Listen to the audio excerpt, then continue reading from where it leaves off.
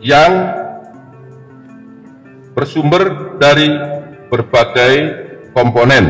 Yang pertama, kerugian ekspor minyak mentah dalam negeri, kemudian kerugian impor minyak mentah melalui demut atau broker, kerugian impor BBM melalui demut atau broker, kerugian pemberian kompensasi, dan kerugian karena pemberian subsidi karena harga minyak tadi menjadi tinggi. PT Pertamina memastikan produk bahan bakar minyak Pertamax yang dijual sudah sesuai spesifikasi. Vice President Corporate Communication Pertamina, Fajar Joko Santoso, mengatakan RON 92 Pertamax dan RON 90 itu Pertalite.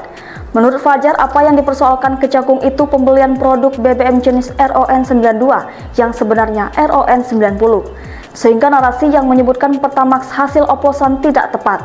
Namun Kepala Pusat Penerangan Hukum Kejaksaan Agung Harli Siregar mengatakan terungkapnya kasus korupsi tata kelola minyak mentah Pertamina Patraniaga tahun 2018-2023 yang merugikan negara 193 triliun. Semua berawal dari keluhan masyarakat di beberapa daerah soal kualitas Pertamax yang dianggap jelek. Sehingga Kejagung menetapkan 7 tersangka. Direktur Penyidikan Jampitsus Kejagung Abdul Kohar mengatakan 3 pelaku berasal dari pihak swasta rekanan Pertamina.